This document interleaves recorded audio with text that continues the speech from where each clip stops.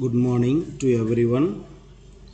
இன்றைக்கி நம்ம இந்த கம்பெனி லாவில் ரெண்டு act, old act 1956, new act 2013. இந்த ரெண்டு ஆக்டுக்கும் என்ன டிஃப்ரென்ஸுன்னு சொல்லி பார்க்க போகிறோம். இதில் ஏதாவது சேஞ்சஸ் பண்ணியிருக்கிறாங்களா அப்படின்னு பார்க்க போகிறோம். அதுதான் certain important changes between companies act 56 and 2013. இதில் பார்த்திங்கன்னா changes with regarded to incorporation procedure, அதாவது இன்கார்பரேஷனில் ஏதாவது நம்ம சேஞ்சஸ் பண்ணியிருக்கிறோமான்னு பார்க்கும்போது இதில் முதல்ல பார்த்திங்கன்னா டைப்ஸ் ஆஃப் கம்பெனிஸ். 1956 ஆக்ட் பிரகாரம் ரெண்டே கம்பெனி தான், ப்ரைவேட் கம்பெனி, பப்ளிக் கம்பெனிஸு. 2013 பிரகாரம் ஒரு கம்பெனி இன்க்ளூட் பண்ணியிருக்கிறாங்க, அதுதான் 1% companies. Next, maximum number of member private company. நமக்கு தெரியும் ப்ரைவேட் கம்பெனியில் மினிமம் 2 members, மேக்ஸிமம் 50 members இந்த கேஸ் ஆஃப் கம்பெனி ஆக்ட் 1956. ஆனால் 2013 பிரகாரம் ப்ரைவேட் கம்பெனிக்கு மேக்ஸிமம் எவ்வளோ சார்னா 200. Commencement of business provision is applicable only to public limited company. அதாவது கமன்ஸ்மெண்ட் ஆஃப் பிஸ்னஸ்னால் தொழில் தொடங்குறது எப்போ சார் அப்படின்னு கேட்குறாங்க. அது கமன்ஸ்மெண்ட் ஆஃப் சர்டிஃபிகேட் அப்படின்வாங்க. அது பார்த்திங்கன்னா ஒன்லி பப்ளிக் லிமிடெட் கம்பெனிக்கு மட்டும்தான் எலிஜிபிள். கம்பெனி ஆக்ட் 2013 பிரகாரம் எல்லா கம்பெனிக்குமே நமக்கு eligible, applicable to all companies having share capital. அவங்க ஷேர் கேபிட்டல் இருக்கணும் அந்த கம்பெனி அப்படின்னா அவங்க கமன்ஸ்மெண்ட் ஆஃப் பிஸ்னஸ்ஸு கட்டாயம் இருக்கணும். நெக்ஸ்ட்டு இந்த ரிஜிஸ்டர்டு ஆஃபீஸ் அப்படின்னா பொதுவாக ஒரு கம்பெனி அப்படின்னா அதுக்கு ஒரு ரிஜிஸ்டர் ஆஃபீஸ் இருக்கும். அது அந்த டீட்டெயில்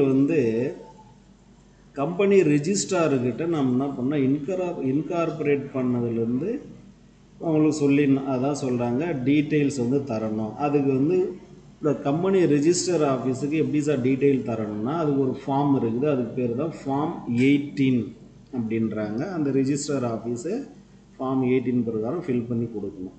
நெக்ஸ்ட்டு 2013 ஆக்ட் பிரகாரம் after the commencement of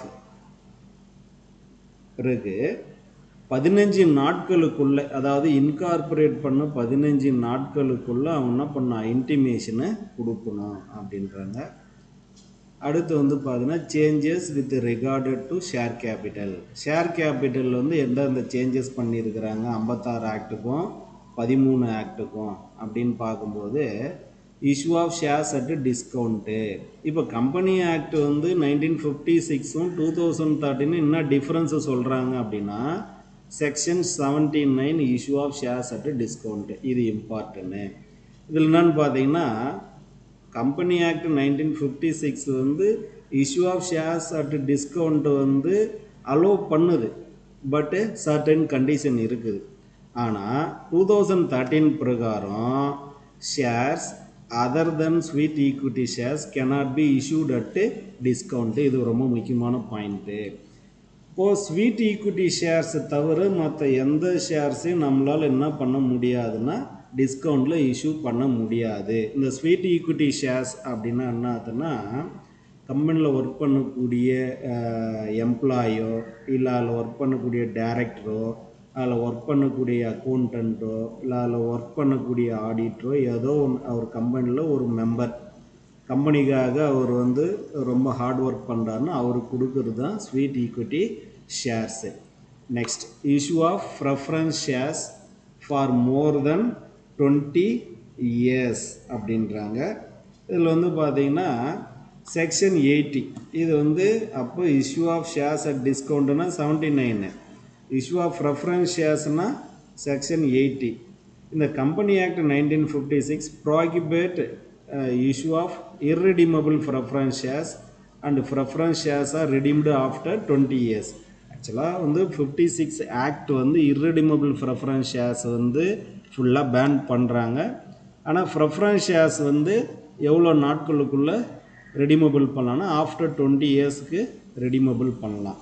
2013 act preference shares have to be redeemed within 20 years. preference shares எவ்வளோ நாட்களுக்குள்ள redeemable பண்ணினோம், redeemed அப்படின்னா திருப்பி கொடுக்கறது. ஆனால் இதில் வந்து எக்ஸப்ட் கேஸ் இருக்குது. எந்த எக்ஸப்ட் கேஸு ப்ரிஃபரன்ஸ் ஷேர்ஸ் வந்து தர தேவையில்லை அப்படின்னா, இந்த ஸ்பெசிஃபைடு இன்ஃப்ராஸ்ட்ரக்சர் ப்ராஜெக்ட்டுக்குன்னு சொல்லி நம்ம ஷேர்ஸை இஷ்யூ பண்ணியிருந்தால் அது 20 வருஷத்துக்குள்ளே திருப்பி தர தேவையில்லை. அடுத்து issue of shares on private placement, bonus shares and GDRs. GDRs அப்படின்னா குளோபல் டெபாசிட்டரி ரிசிப்ட்ஸு. அதாவது ஃபாரினர் வந்து இந்தியாவில் வந்து ஷேர்ஸ் வாங்கணுன்னா பை வே ஆஃப் ஜிடிஆர் மூலியம் தான் நம்ம என்ன பண்ண முடியும்னா வாங்க முடியும்.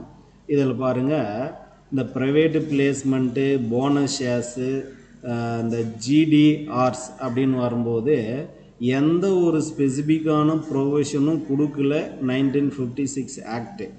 ஆனால் 2013 ஸ்பெசிஃபிக்கான ப்ரொவிஷனை இன்ட்ரடியூஸ் பண்ணுறாங்க. எதுக்காகனா இந்த போனஸ் ஷேர்ஸு, ப்ரைவேட் பிளேஸ்மெண்ட்டு, இந்த ஜிடிஆருக்காக. அடுத்து notice of alteration of share capital. அதாவது வந்து இந்த ஷேர் கேபிட்டலை நம்ம ஆல்ட்ரேஷன் பண்ணுறோம் அப்படின்னா யாருக்கு நோட்டீஸ் தரணும், எவ்வளோ நாட்களுக்குள்ளே நோட்டீஸ் தரணும் அப்படின்னு வரும்போது, notice of redemption of preference shares is not required to filed with ROC, அதாவது ரிஜிஸ்டர் ஆஃப் கம்பெனிஸ். நம்ம ரிஜிஸ்டர் ஆஃப் கம்பெனிக்கு எந்த ஒரு நோட்டீஸும் தர தேவையில்லை. எந்த ஆக்ட் பிரகாரம்? 1956 ஆக்ட் பிரகாரம். ஆனால் கம்பெனி ஆக்ட் 2013 பிரகாரம் ஏதாவது ஷேர் கேபிட்டலில் ஆல்ட்ரேஷன் பண்ணுறோம் அப்படின்னா வித்தின் த பீரியட் ஆஃப் 30 டேஸ்க்குள்ளே நம்ம என்ன பண்ணணும்னா ரிஜிஸ்ட்ராருக்கு இன்டிமேஷன் கொடுக்கணும். நெக்ஸ்ட்டு இஷ்யூ ஆஃப் ஷேர்ஸ், அதே தான் consolidation and subdivision of shares. ஆக்சுவலாக அது நல்ல பாயிண்ட்டு, இது நல்லா ஞாபகம் வச்சுங்க. இந்த கன்சாலிடேஷன் அண்டு சப்டிவிஷன்ஸ் அப்படின்றாங்க. அதாவது கன்சாலிடேட் அப்படின்னா என்ன அர்த்தம்னா, ஒரு 1000 ஷேரை 500 ஷேராக மாற்றுறது, அதுதான் வந்து கன்சாலிடேட். இப்போ நம்ம பொதுவாக சொல்லுவோம்ல, ஃபைல் எல்லாத்தையும் கன்சாலிடேட் பண்ணுன்னுவாங்கள்ல, அதை ஒன்றா சேர்க்கறது. 1000 ஷேரை 500 ஷேராக மாற்றுறது, அது கன்சாலிடேட். அதுவே வந்து சப்டிவிஷன் ஆஃப் ஷேர்ஸ் அப்படின்னு வரும்போது என்னன்னா, சப்டிவைட் பண்ணுறோம். ஒரு எக்ஸாம்பிள் வந்து நம்ம குழந்தைங்களுக்கு ஏதாவது கொடுக்குறோம், 2-3 குழந்தை அப்படின்னா, கொஞ்சம் ஒரு கேக் இருக்குது, ஒரு பீஸ் ஆஃப் கேக்கு நம்ம என்ன பண்ணுறோம் 3, 4, 5 கட் பண்ணி ஒவ்வொரு குழந்தைக்கும் ஒன்று தரோம். லைக் தட்டு ஒரு 500 ஷேரை 1500 ஷேராக வந்து டிவைட் பண்ணுறது. இதுதான் வந்து consolidate and subdivision of shares. இதுக்கு கம்பெனி ஆக்ட் 1956 என்ன சொல்கிறாங்க, 2013 என்ன சொல்கிறாங்கன்னு பார்க்குறோம். Company permit to consolidate and subdivision its shares by passing resolution general meeting. நம்ம என்ன பண்ணலாம், கம்பெனி ஆக்ட் வந்து பர்மிட் பண்ணுறான் கன்சாலிடேட் பண்ணுறதுக்கும் சப்டிவிஷன் பண்ணுறதுக்கும். ஆனால் 2013 ஆக்ட் வந்து என்ன சார் சொல்கிறான்னா, கன்சாலிடேட்டும் சப்டிவிஷனும் பண்ணால் changes in voting percentage of share holders. Share ஹோல்டரில் ஓட்டிங் பர்சன்டேஜ் மாறும்.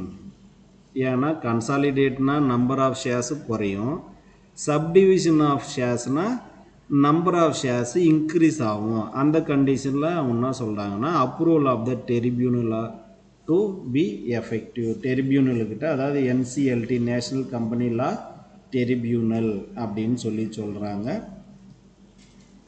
அடுத்து வந்து changes with regarded to board meeting. இப்போ போர்டு மீட்டிங்கில் என்னென்ன சேஞ்சஸ் கொண்டு வராங்க அப்படின்னா, இதில் பாருங்கள், ஃபஸ்ட் போர்டு மீட்டிங்.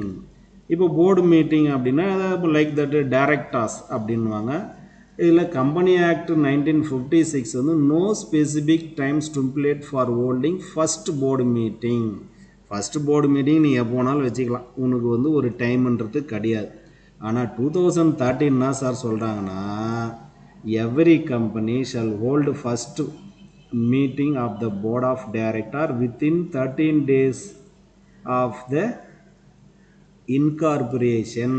அப்படின்னா இன்கார்பரேட் பண்ணதுலேருந்து 30 நாட்களுக்குள்ளே ஃபஸ்ட்டு போர்டு மீட்டிங் நடத்தணும். Next length of notice.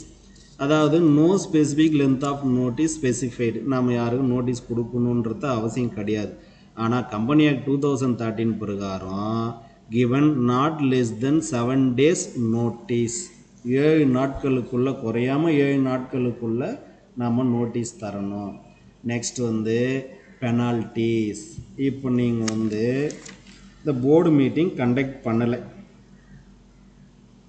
Board meeting conduct பண்ணாத பட்சத்தில் இப்போ கம்பெனி ஆக்ட் 2013 எவ்வளோ பெனால்ட்டி போடுறாங்க, 1356 ஆக்ட் எவ்வளோ பெனால்ட்டி போடுறாங்கன்னு பார்க்குறாங்க. இப்போ பாருங்கள், இப்போ நீ கண்டக்ட் பண்ணலைன்னா மினிமம் வந்து உங்களுக்கு வந்து பனிஷபிள் இருக்கும். அது எக்ஸ்டெண்ட் ஆனால் 1000 rupees ஃபைன். அதே போல் இந்த இடத்துல பனிஷபிள் பெனால்ட்டி வந்து 25,000 இருக்கணுன்றாங்க. Next time gap between 2 meetings, அதாவது ஒரு மீட்டிங்கு இன்னொரு மீட்டிங்க்கு வந்து எவ்வளோ டைம் அப்படின்னா at least 1 meeting to be held in every quarters, அதாவது வந்து 3 மாதத்துக்கு ஒரு தடவை வந்து நமக்கு வந்து என்ன நடக்கும்னா இந்த மீட்டிங்ஸ் வந்து நடக்கணும் அப்படின்றாங்க. இந்த இடத்துல நாட் மோர் தென் 120 days, 120 நாட்களுக்குள்ளே போகக்கூடாது ஒரு மீட்டிங்க்கும் இன்னொரு மீட்டிங்கும் உள்ள கேப்பு. நெக்ஸ்ட் வந்து changes with regarded to annual general meeting. இப்போ வந்து நம்ம போர்டு மீட்டிங் பார்த்தோம், இப்போ ஏஜிஎம் அப்படின்றாங்க. இதில் பாருங்கள், maximum time for holding first annual general meeting, அதாவது ஆனுவல் ஜென்ரல் மீட்டிங்கு மேக்ஸிமம் டைம் எவ்வளோ நாட்களுக்குள்ளே நடத்தணும்னா 18 months from incorporation or 9 months from the closure of account whichever is earlier. அதாவது இன்கார்பரேட் பண்ணதுலேருந்து 18 மாதமோ இல்லை அக்கௌண்ட்ஸ் வந்து க்ளோஸ் பண்ணதுலேருந்து 9 மாதமோ, இதில் எது முன்னாடி வருதோ அதில் தான் நம்ம என்ன பண்ணோம், மீட்டிங்கை கண்டக்ட் பண்ணணும் அப்படின்றாங்க.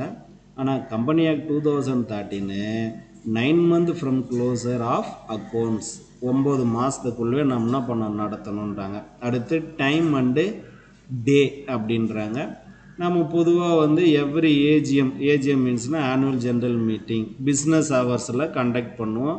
அதுவும் எப்போ கண்டக்ட் பண்ணக்கூடாதுன்னா பப்ளிக் ஹாலிடேயில் கண்டக்ட் பண்ணக்கூடாது. இந்த 2013 பிரகாரம் 9 AM to 6 PM தான் இருக்கணும். ஆனால் meetings are not conducted national ஹாலிடேயில் கண்டக்ட் பண்ணக்கூடாது. Next concerned for shorter notice அப்படின்றாங்க. The concerns will be given by all the member entitled to vote at the meetings. இப்போ வந்து இந்த ஆனுவல் ஜென்ரல் மீட்டிங்கில் வந்து எல்லா மெம்பரும் கன்சர்ன் தரணும், ஒப்புதல் தரணும் அப்படின்றாங்க. ஆனால் 2013 பிரகாரம் குறைந்தபட்சம் 95% மெம்பர்ஸ் வந்து ஒப்புதல் தரணும், கன்சர்ன் தரணும்னு சொல்கிறாங்க. அடுத்து வந்து கோரம்ஸ், அதாவது வந்து கோரம் அப்படின்னா என்னதுன்னா the meeting is conducted in a particular days, that days a minimum number of members are presented for the purpose of voting அப்படின்றாங்க. அதாவது ஒரு மினிமம் நம்பர் வந்து அந்த மீட்டிங்கில் கலந்துக்கணும். எதுக்காக, ஏதாவது ரிசொல்யூஷன் எடுப்பாங்க, டெசிஷன் வந்து எடுப்பாங்க, இல்லை பாலிசியை சேஞ்சஸ் பண்ணுவாங்க, இதை அக்செப்ட் பண்ணுறதுக்காக. இது வந்து ஆர்டிகல்ஸ் ஆஃப் அசோசியேஷன்லேயே மினிமம் நம்பர்ஸ் வந்து கொடுத்துருவாங்க. இதில் பாருங்கள், 1956 பிரகாரம் ப்ரைவேட்டு கம்பெனினா 2 மெம்பர் வந்து ப்ரெசண்ட் ஆகணும், பப்ளிக் கம்பெனினா 5 members. ஓகே, இந்த பக்கம் இது ரொம்ப இம்பார்ட்டன்ட்டு, நல்லா கவனிங்க.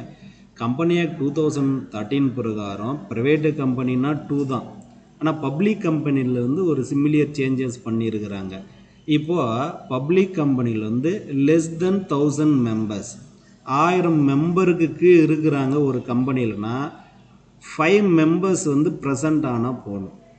அடுத்து மெம்பர்ஸ் வந்து 1000 to 5000, 1000லேருந்து 5000 பேர் இருக்கிறாங்கன்னா 15 members ஆர் ப்ரெசன்டட். அபோவ் 5000, அதாவது 5000 அண்ட் அபோவ் 5000 பேரோ இல்லை 5000 மேற்பட்ட நபர்கள் இருந்தாங்கன்னா அவங்க 30 பேர் வந்து கலந்துக்கணும் அப்படின்றாங்க. ஆக மொத்த கோரம் அப்படின்னா minimum number of member presented in a meetings, எதுனா ஆனுவல் ஜென்ரல் மீட்டிங் அப்படின்றாங்க. நெக்ஸ்ட் வந்து பெனால்ட்டிஸ். பொதுவாக வந்து நம்ம இந்த போர்டு மீட்டிங்க்கு பார்த்தோம் பாருங்கள், போர்டு மீட்டிங்கில் பார்க்கும்போது அவங்களுக்கு வந்து பெனால்ட்டி வந்து 1000 25,000 பார்த்தோம். அதே போல் இந்த இடத்துல ஆனுவல் ஜென்ரல் மீட்டிங் கண்டக்ட் பண்ணலைன்னா கம்பெனியோ இல்லை எவரி ஆஃபீஸர் ஆஃப் த கம்பெனியோ பனிஷபிள் இருக்கும். அதுக்கடுத்து 50,000 ருபீஸு ஃபைனு. அது கண்டினியூ ஆனால் ஒரு நாளைக்கும் 2500 ருபீஸ் வந்து ஃபைன். இது 2013 ஆக்ட் பிரகாரம் என்னன்னா அப்படியே டபுள் ஆக்கிடுறாங்க. இந்த இடத்துல 50,000 ருபீஸு, இங்கே வந்து 1,00,000 ருபீஸு. கண்டினியூ ஆனால் 56 ஆக்டில் 2500, இங்கே 5000 அப்படின்றாங்க. தேங்க்யூ.